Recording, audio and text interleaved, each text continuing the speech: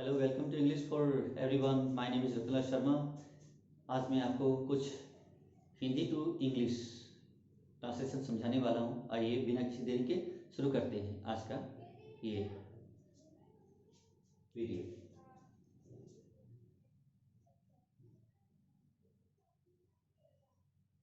Hindi to English. Hindi से अंग्रेजी वाक्य कैसे बनाते हैं, इसका ट्रांसलेशन है।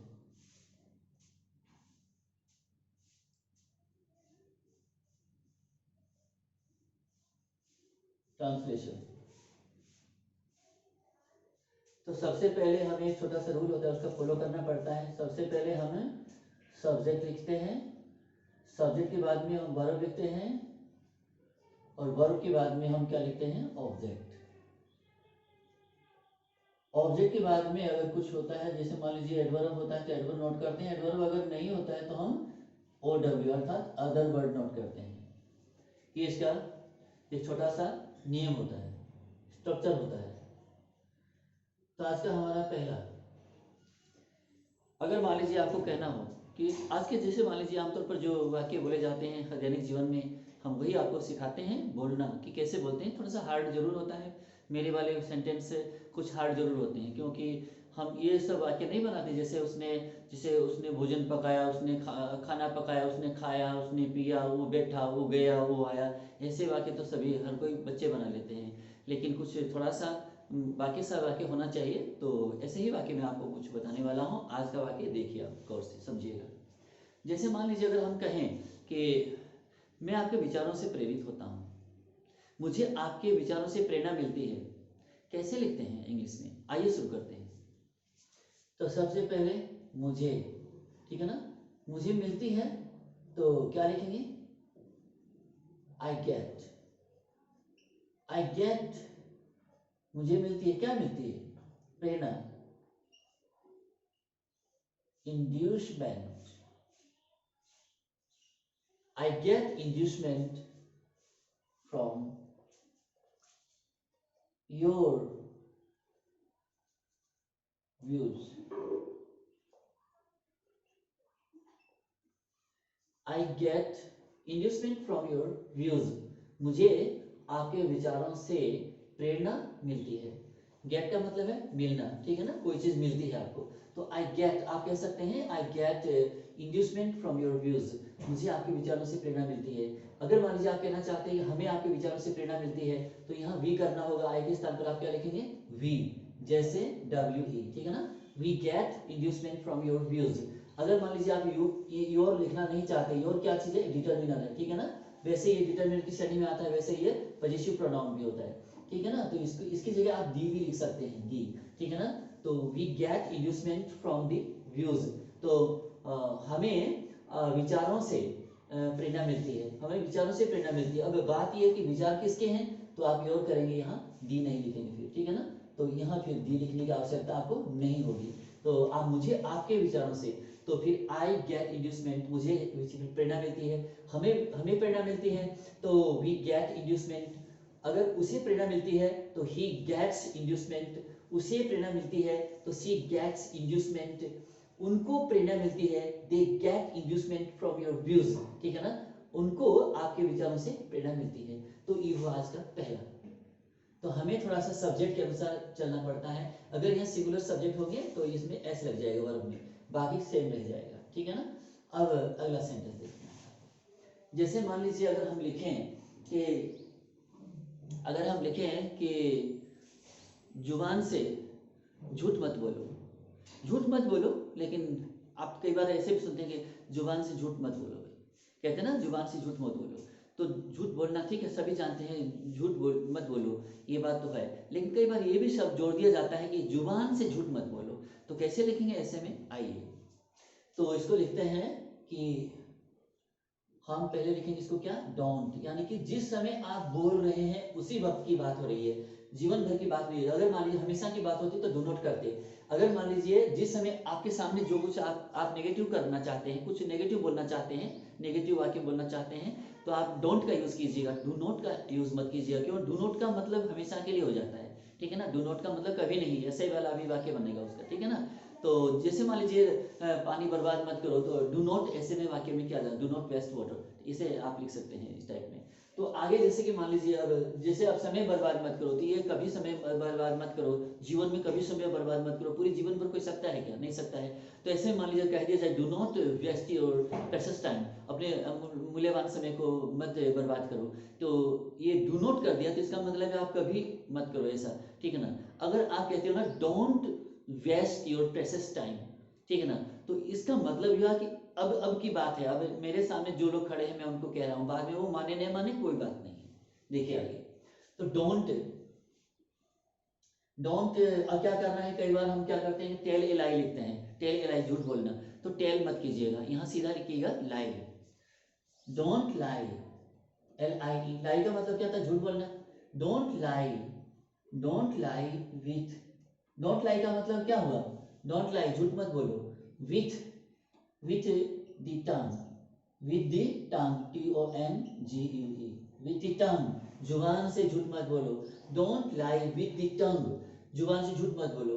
अगर ये लिखना है कि अपनी जुबान से झूठ मत बोलो, तो आप दी के स्थान पर क्या लिख सकते हैं, योर, YOUR, योर लिख सकते हैं, क्योंकि दी आई जैसे AN दी है, योर है, माई है, ही है, हीज है, जैसे हिम है, हीज है, माई है, अवर है, ये सब क्या है, सब के सब डिटर्मिनर में आते हैं, डिटर्मिनर की स्टडी में आते हैं, तो नाउन से पहले हम इनका यूज करते हैं, तो ये पॉजेसिव एडजेक्टिव का रोल करते हैं, ठीक है ना। नाउन से पहले आने वाला हर एक शब्द जो है वो पॉजेसिव का, ये वो जो है एडजेक्टिव का रूप ले लेता है, नहीं विशेषण का काम करने लग जाता है, चाहे वो कुछ भी है।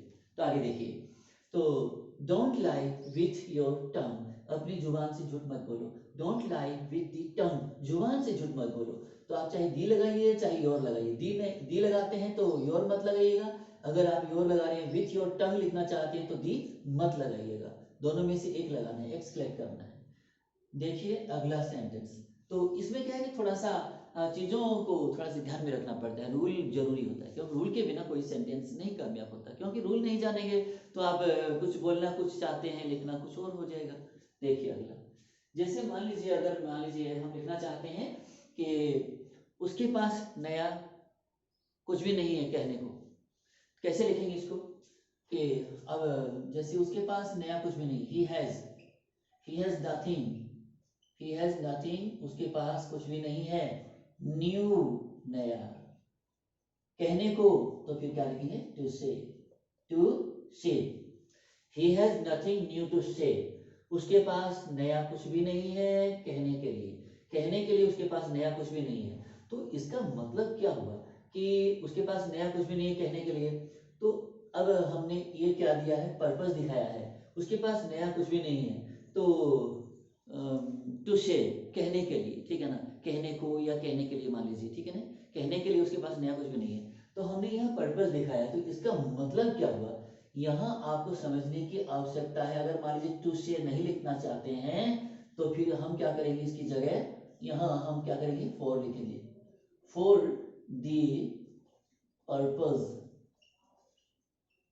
For the purpose of saying, for the purpose of saying. अब आपको समझ में आ गया होगा, टू से का मतलब होता है for the purpose of saying, यानी कहने के उद्देश्य के लिए, कहने के लिए। अब उद्देश्य ये क्या है, पर्पस है, पर्पस को बोला नहीं जाएगा, आप समझते हैं पर्पस यानी क्या होता है, उद्देश्य यानी मोटिव होता है ये, ठीक है ना, उद्देश्य होता है। तो कहे कोई बात किसी से कोई कहेगा तो कोई ना उद्देश्य जरूर होता है, ठीक है ना, तो उद्देश्य के बिना कहा नहीं जाता कुछ भी। तो he has nothing new to say, उसके पास नया कुछ भी नहीं है कहने को, तो इसका मतलब ये हुआ ही has nothing new for the purpose of saying, कहने के लिए उसके पास नया कुछ भी नहीं है, ये मतलब हुआ।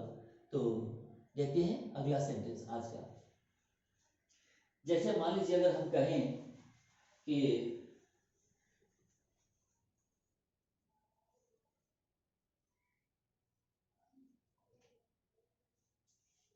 जैसे मान लीजिए अगर हम क्वेश्चन में बोलें कि मैंने तुमसे बाजार से लाने के लिए क्या कहा था, मैंने तुमसे बाजार से क्या लाने को कहा था, तो फिर आप क्या कैसे बनाएंगे इसको, आइए, what did I ask you to bring from the market. मैंने तुमसे बाजार से क्या लाने को कहा था? What did I ask? मैंने क्या कहा था? You, तुमसे। What did I ask you? मैंने तुमसे क्या कहा था? To bring from the market, बाजार से लाने के लिए। मैंने तुमसे बाजार से क्या मंगवाया था? अर्थात मैंने तुमको बाजार से क्या लाने को कहा था, ये मतलब है इसका। देखते हैं अगला सेंटेंस। जैसे मान लीजिए अगला सेंटेंस हम बनाते हैं, आप बिल्कुल समझिएगा ध्यान से कि हम हर प्रकार का वाक्य बता देते हैं, आप समझिएगा इसको। अब जैसे मान लीजिए अगर कहें कि मेरे पास लिखने के लिए पेन नहीं है, मेरे पास लिखने के लिए पेन नहीं है, तो कैसे लिखेंगे इसको? आई हैव, मेरे पास है, आई हैव। अब क्या करेंगे? मेरे पास लिखने के लिए कुछ भी नहीं है, यानी मेरे पास लिखने के लिए पेन नहीं है, आई हैव नो पेन, ठीक है ना? मेरे पास पेन नहीं है, आई हैव नो पेन, मेरे पास पेन नहीं है। किस लिए भाई? टू राइट, लिखने के लिए, टू राइट। और लिखने के बाद जहां तक हम पेन की सहायता से लिखते हैं ना, जब हम किसी उपकरण की सहायता से कोई काम करते हैं तो विथ का यूज जरूर करते हैं, तो विथ लिखना पड़ेगा। I have no pen to write with, मेरे पास लिखने के लिए पेन नहीं है। तो इसका मतलब क्या हुआ? इसका मतलब ये समझना है आपको, I have no pen, I have no pen for, I have no pen for the purpose of writing with, of writing with, लिखने के लिए मेरे पास पेन नहीं है। ठीक, ये मतलब I have no pen for the purpose of writing with, मेरे पास लिखने के लिए, लिखने का उद्देश्य जो है मेरा पूरा करने के लिए पेन नहीं है, कहने का मतलब ये हुआ। ठीक है ना? देखिए अगला सेंटेंस।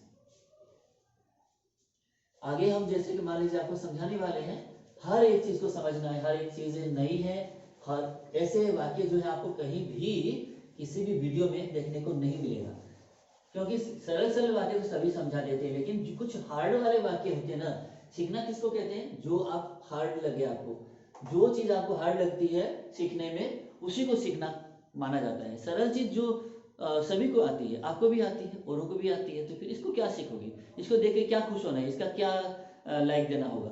ठीक है ना? आइए देखिए आगे। अब देखिए कि अगला सेंटेंस है हमारा कि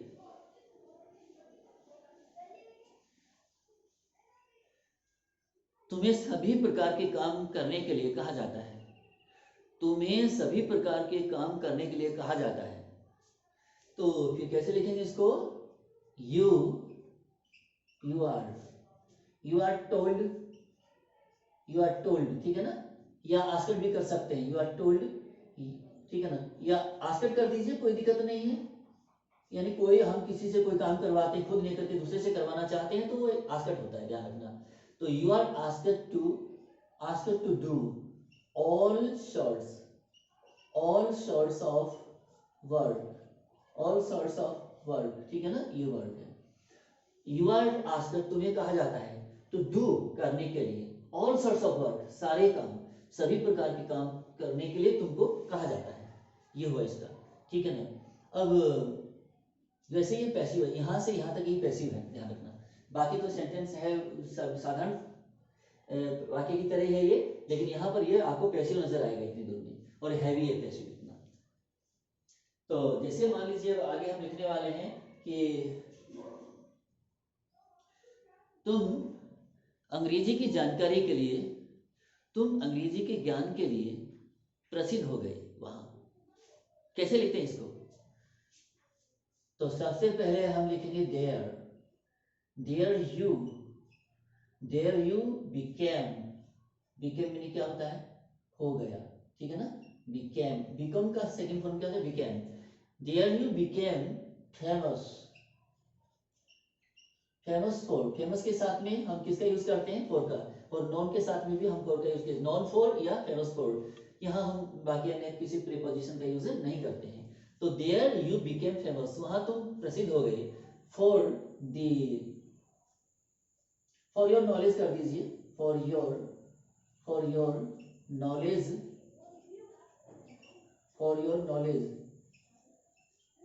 for your knowledge of English, for your knowledge of English, there, वहां पर यू बिकेम फेमस, तुम प्रसिद्ध हो गए थे, for your knowledge of English, अंग्रेजी की तुम्हारी जानकारी के लिए, अंग्रेजी की तुम्हारे ज्ञान के लिए, जानकारी के लिए तुम प्रसिद्ध हो गए थे। तो पूरा क्या हुआ, there you became famous for your knowledge of English, ये हो गया। तो इसी तरह से हम नए नए वाक्य आपको हर रोज लाते हैं, और देखिए आगे भी तो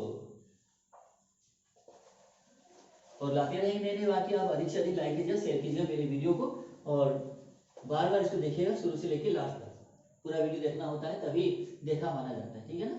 तो देखिए अगला, और देखिए हर एक चीज में आप मनोरंजन में कितना भी समय खराब कीजिए, जो भी समय मनोरंजन में लगाएंगे, ठीक है, कुछ देर के लिए आपको हंसी जरूर आएगी, आपका जो मनोरंजन जरूर होगा, लेकिन इसमें आपको मिलने वाला कुछ भी नहीं है।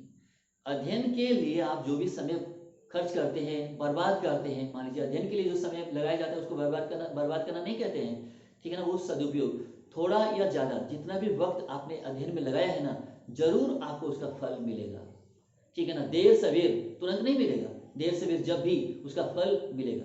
अध्ययन के क्षेत्र में लगाया गया समय कभी भी बर्बाद नहीं जाता है, उसका यूटिलाइज होता है। देखिए मैंने इसमें सुधार किया, कैसे लिखते हैं, मैंने इसमें सुधार किया, कई बार कहते हैं ना मैंने इसमें सुधार किया, यानी काम तो किसी और ने किया लेकिन उस पर मैंने थोड़ा सा सुधार कर दिया, तो क्या होगा उसका, आई मेड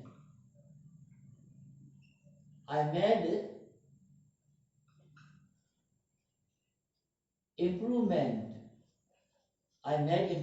मैंने सुधार किया, आई मेड इम्प्रूवमेंट। अब यहाँ क्या है कि ऐसे शब्द यूज करना जो ये आपके YouTube पर पहली बार मैं ही बता रहा हूँ, ऐसे वीडियो आपको इस टाइप के सेंटेंस बनाना किसी ने नहीं सिखाया होगा। चाय पिया, खाया पिया, लिया दिया, ये तो सभी सिखाते हैं, लेकिन जो नाउन होता है ना, वर्ब से बना हुआ जो नाउन होता है, इस पर काम कोई नहीं करता है। तो मैं आपको समझा रहा हूँ, देखिए आई मेड इम्प्रूवमेंट, मैंने सुधार किया, किसमें, ओवर। जब किसी चीज के ऊपर सुधार किया जाता है, किसी किए हुए काम पर कोई सुधार करते हैं, उसको सुधारते हैं, तो ओवर का यूज करते हैं। तो I made improvement over it, यहाँ आप, मैं इट का प्रयोग कर रहा हूँ, यहाँ आप कोई भी काम लिख सकते हैं, जिस पर सुधार किया गया उसका यहाँ लिखिएगा, आपका पूरा हो जाएगा सही। तो I made improvement over it, मैंने इसमें, ओवर इट का मतलब क्या हुआ, इसमें, मैंने इसमें सुधार किया, तो ये हुआ अगला सेंटेंस। अब जैसे मान लीजिए अगर देखें, उसने पूरी दुनिया से प्रशंसा अर्जित किया, कैसे लिखते हैं, या पूरे देश भर से प्रशंसा अर्जित किया, तो इसको लिखते हैं ही अर्न, में क्या होता है, कमाना, लेकिन यहां अर्जित करना, ही अर्नेड प्रेजेज, ही अर्नेड प्रेज मींस क्या होता है, प्रशंसा, प्रशंसाएं, तो प्रेजेज, ही अर्नेड प्रेजेज, उसने प्रशंसाएं अर्जित की, from all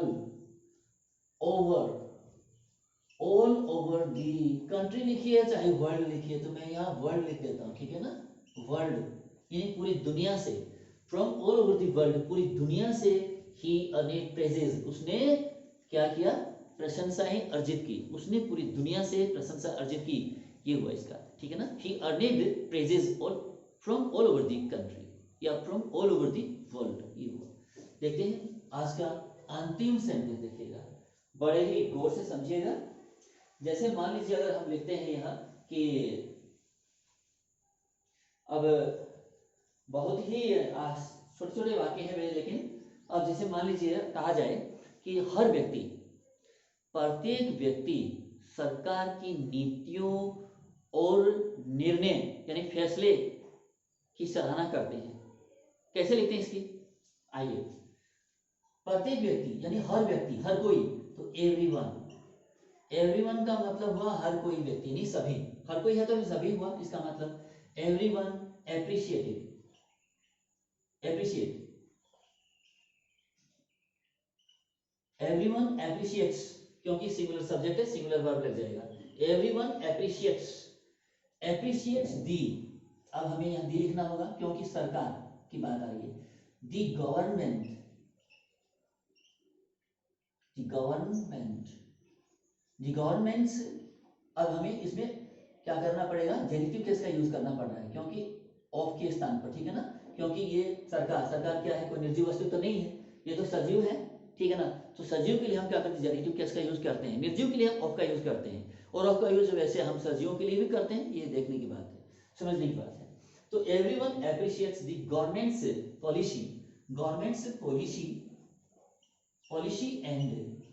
policy and decision. तो क्या हुआ, everyone appreciates the government's policy and decision. हर कोई सरकार की नीति और फैसले की सराहना करता है, ये हुआ।